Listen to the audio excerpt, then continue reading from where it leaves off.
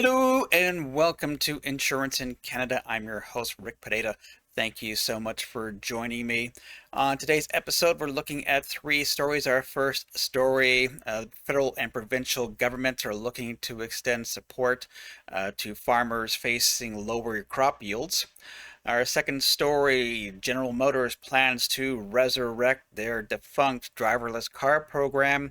And our last story looks at possible decrease in repair times based on shortened rental periods for people who rent vehicles after a collision. So without further ado, let's take a look at insurance in the news.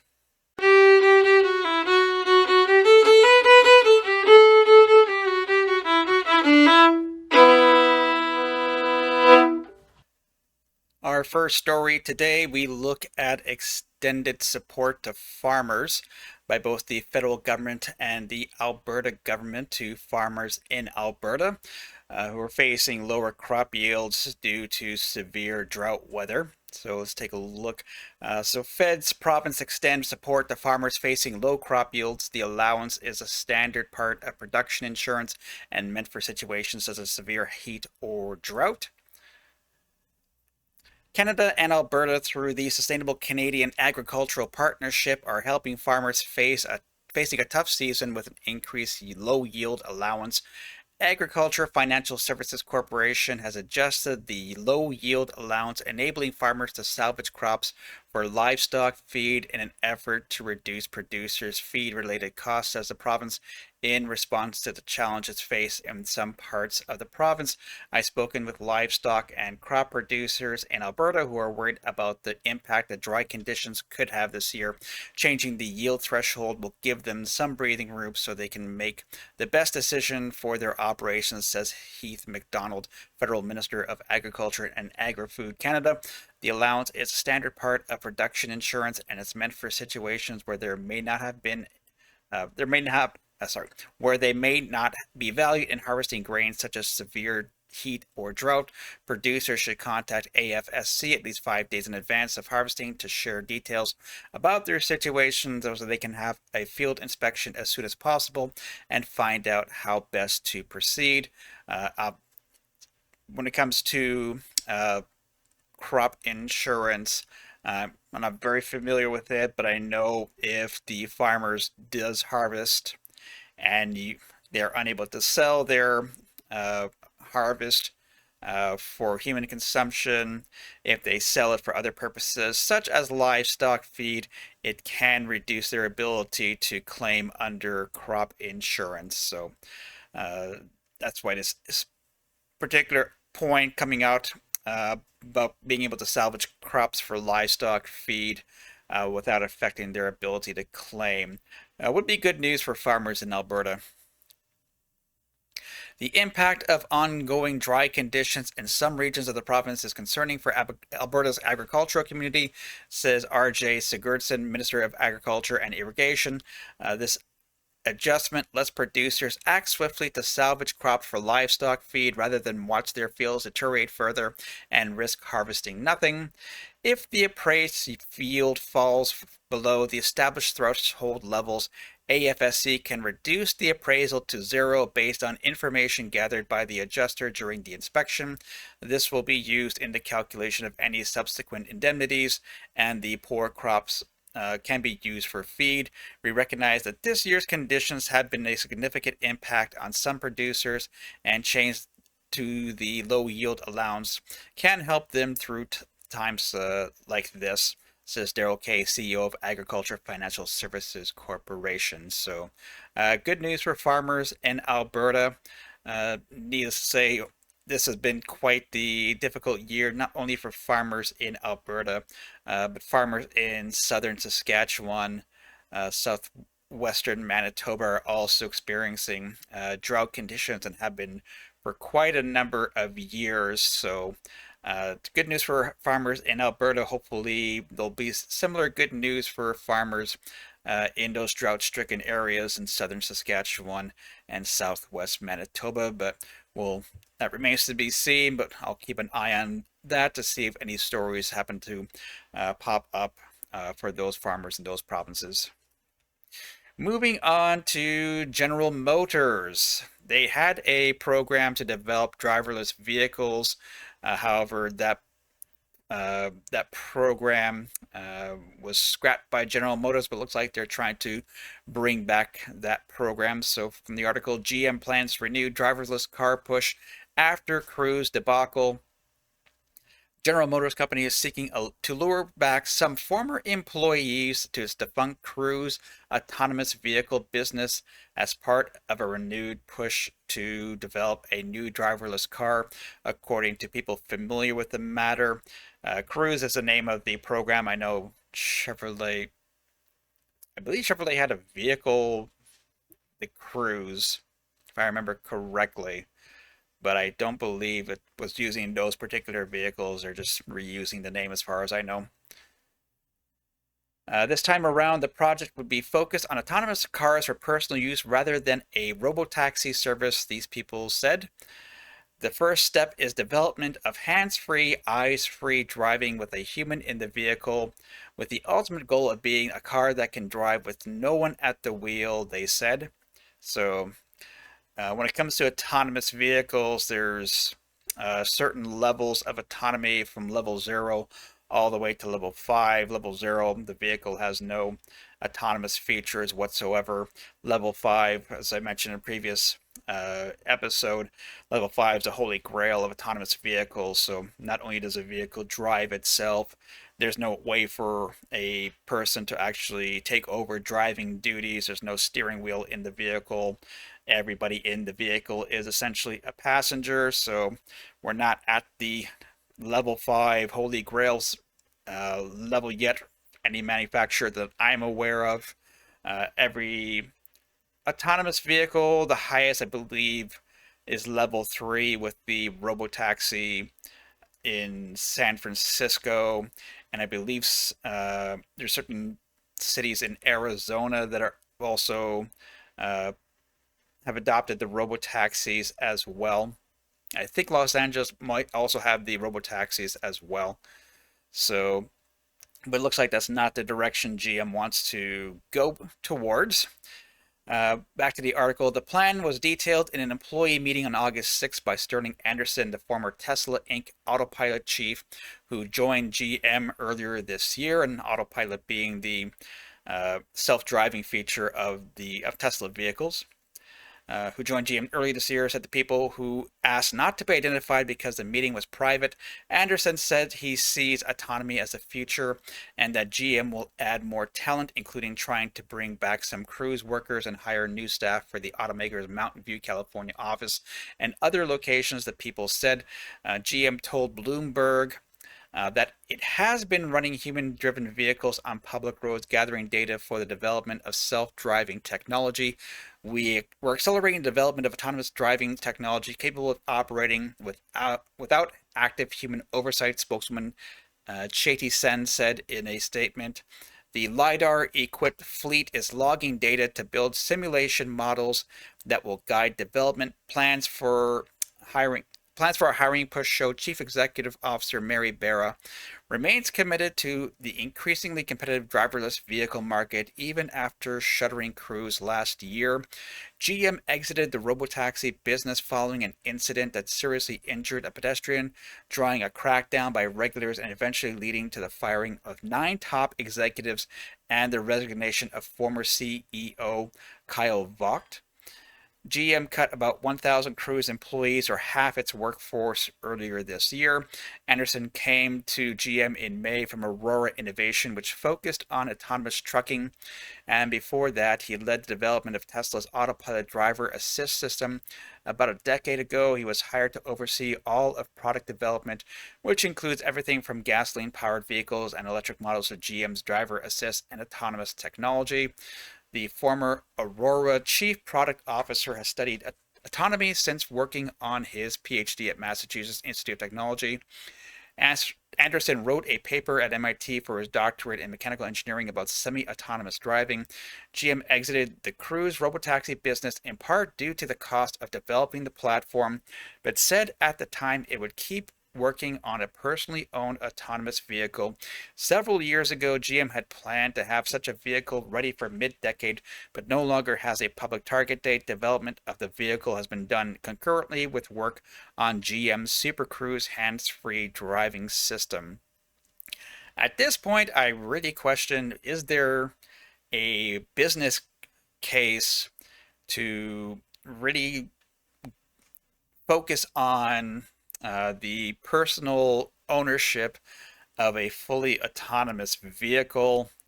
I don't know. At this point, most people see robo-taxis as a curiosity, and it seems to be where most of the manufacturers that are focused on at this point is the commercial segment, whether it be robo-taxis, whether it be autonomous trucks.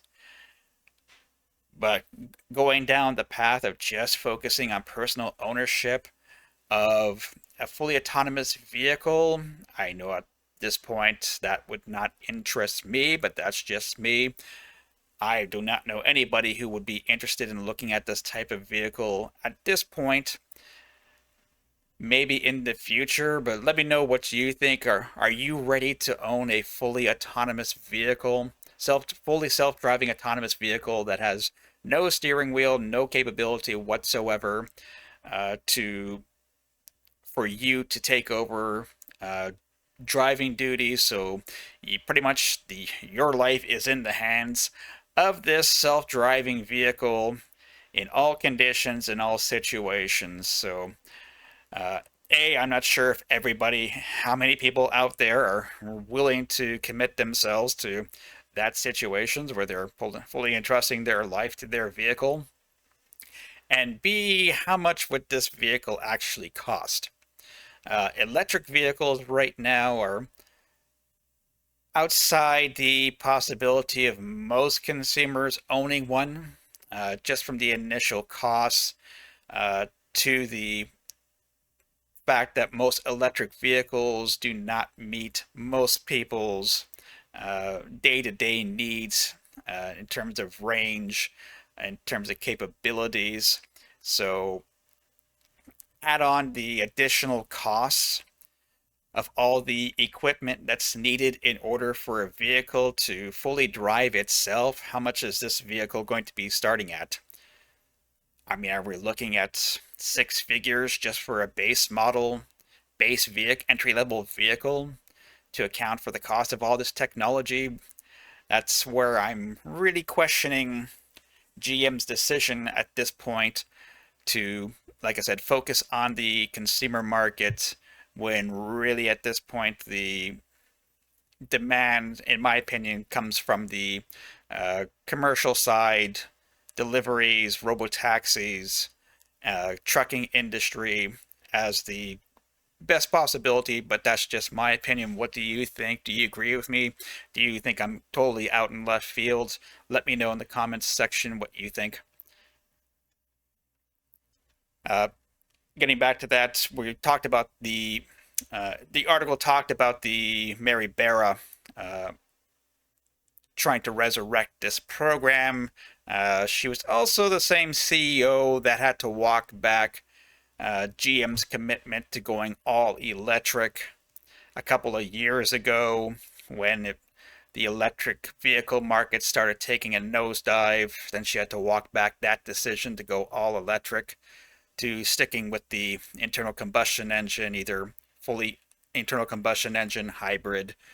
But plans to go fully electric were canceled by GM because they really didn't look too far ahead when it comes to the electric vehicle market. They were looking too short term and didn't see the downward trend when it comes to demand for electric vehicles. So I'm wondering if we're going to see the same thing happen when it comes to this program trying to resurrect the autonomous vehicle department of GM. But who knows? Maybe it's a totally different story when it comes to fully autonomous vehicles, because fully autonomous vehicles do not have to be electric vehicles. It can be internal combustion engine vehicles as well. So who knows? Maybe this will take off much better than electric vehicles have at this point.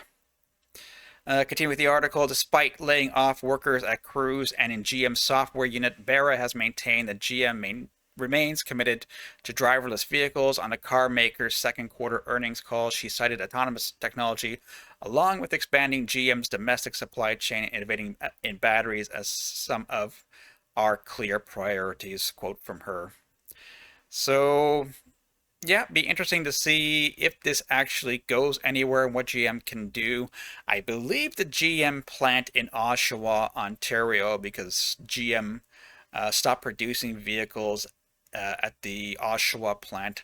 I believe they were planning to utilize the plant in Oshawa to develop and produce driverless vehicles as well. Or it could have been electric vehicles. I really haven't heard much about what's going on in the Oshawa GM plant since they stopped producing vehicles, internal combustion engine vehicles, and moved their production back to the US. So, but I also mentioned before in a previous episode of Insurance in Canada, when the issue when it comes to driverless vehicles and automobile insurance, where the fine line is going to be drawn between when an accident occurs with a driverless vehicle, what responsibility will lie with the driver slash owner of the vehicle, and what responsibility will lie with the manufacturer of the vehicle. We saw the situation in a previous episode of Insurance in Canada where Tesla was ordered to pay $240 million, although they mentioned that they plan to appeal that amount. So we'll wait and see what the actual amount that Tesla has to pay out because of an accident involving one of their vehicles, where it was anticipated that Tesla's autopilot system would be able to avoid the accident, but actions by the driver, in my opinion, were probably the main cause of the accident. But the courts disagreed and laid this huge lump sum on Tesla's doorstep. But if this is the kind of liability that the auto manufacturers are looking to be faced with when it comes to accidents involving their vehicles and autonomous technology, then you have to wonder, why would the auto manufacturers want to bother developing this technology if it turns out that there's going to be all these huge awards being made against them when their vehicles get into these accidents? So that's where the dividing line between automobile insurance and product liability gets blurred when it comes to autonomous vehicles, and something that the industry, the insurance industry, the automotive industry, and government really has to sit down and try and figure out before this really can be adopted on the consumer market. That's just my opinion, though. Let me know what you think. And our last article, why it's taking repair shops almost one less day to fix your client's car. The average length of vehicle rentals for collision-related claims across Canada has decreased again, albeit slower than before. So let's take a look at this. The average length of vehicle rentals for collision-related claims across Canada has decreased again, albeit slower than previous declines, a new report from Enterprise shows. The overall length of rental, or LOR, for collision-related rental cars in 2025 second quarter was 15.4 days. That's a 0.9 day decrease from the previous quarter, 16.2 in first quarter 2025, but only a 0.1 day decrease from the same time last year, 15.5 in second quarter 2024. That might indicate a leveling off of rental times. A car rental company suggests in its Canada length of rental second quarter 2025 report. That said, length of rental has decreased dramatically since the record high seen during the pandemic, 17.71 days in 2022 fourth quarter.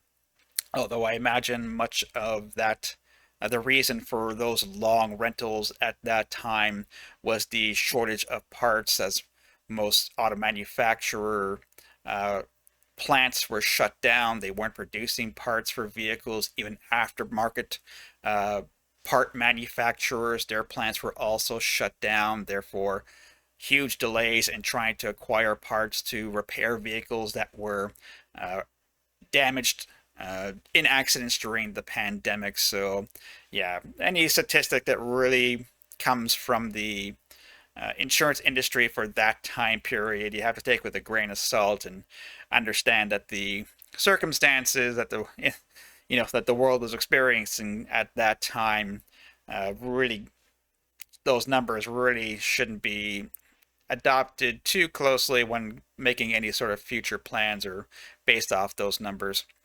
While LOR continues to decrease from the post-pandemic outlying highs, challenging market and economic conditions could have impact to future results. The report reads, the drop in LOR over the past few years can be credited to a few things, including an overall decrease in collision and property damage claim volumes, and fewer parts delays, experts previously told Canadian Underwriter. With insurance premiums rising, many consumers are either dropping coverage or raising their deductibles to afford their policies. When this happens, there is less likelihood of a collision claim being filed, especially for minor damage. Ryan Mandel, Mitchell's Director of Claims Performance, previously told Canadian Underwriter, consumers are taking on increasingly higher insurance costs, with average deductibles climbing to $534 in second quarter 2025, up $41 from the same time last year. Repair operations in Canada show a notable shift towards greater parts repairs, 17.4%, up from 16.5%, alongside decreased OEM part utilization. OEM is original equipment manufacturer, so those are parts that were actually produced by the company that made the vehicle. So GM parts produced by GM for GM vehicles, that's original equipment manufacturers, as opposed to aftermarket parts, so parts produced by other companies that will fit a particular vehicle. Alongside decreased OEM part utilization, 68.6 down from 70.5%, indicating shops are working harder to repair rather than replace components, Mandel says. Part of the reason why repair lengths are still high is because there is an ongoing talent crunch for repair technicians in the collision repair industry. That, coupled with the rising severity of vehicle collisions, means insurers are still paying for longer and costlier rental periods. However, Mandel says total loss frequency in Canada has increased year over year. This could indicate insurers are more often declaring cars a total loss and paying for their replacement outright, rather than paying to put their clients in a rental car while their damaged vehicle gets repaired. I wonder myself what the impact of electric vehicles have had on that particular statistic. We've seen in the previous episode of Insurance in Canada, looking at electric vehicles and trying to repair electric vehicles because of the battery pack, the cost to replace the battery packs, even after the vehicle has sustained very minor damage, often meets or exceeds the value of the vehicle. So I wonder if could that factor into the reason for increased total loss declarations by insurance companies in Canada, the electric car factor. So possible. It doesn't mention in the article, but I'm just putting that out there. In Canada, total loss frequency increased from 20.9% to 22.3% year over year, while the total loss market values declined by over $1,000 to $17,226. This suggests vehicles are being totaled more readily due to lower market values, thus reducing repairable claims volume, he says. Some provinces, however, are experiencing longer LOR compared to the same time last year. Alberta recorded the highest overall LOR at 18.2 days in 2025 Q2, and a 0.9 increase from 2024 second quarter. Newfoundland and Labrador followed at 16.4 days, a 0.6 day increase. Quebec's LOR sits at 16 days, a 0.3 increase. Remaining provinces saw more favorable conditions. Ontario's LOR of 15.8 declined by 0.6 of a day. Prince Edward Island has the lowest overall LOR at 13 days, a 0.4 day increase, with Nova Scotia and New Brunswick's next lowest at 14.8 days each. So, yep, that's, I guess, in those provinces that have shown a decrease in the length of rentals.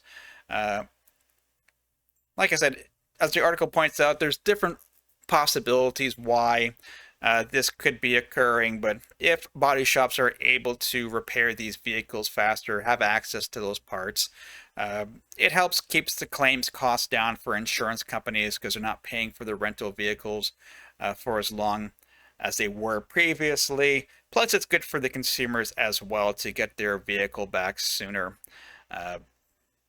So it's a win-win in my opinion. So it's a little bit of good news when it comes to automobile insurance claims costs, because they've all over the last few years they've been steadily increasing. So any news that we can get to show that they're trying to get them under control is good for both the industry and for vehicle drivers and owners as well. So that is it for me for today. I want to thank you for joining me. If you like what I do here, please give this video a like, subscribe for more. Make sure you follow Insurance in Canada on Twitter/X. Episodes of Insurance in Canada will be available on Spotify as audio podcasts. And until next time, bye-bye.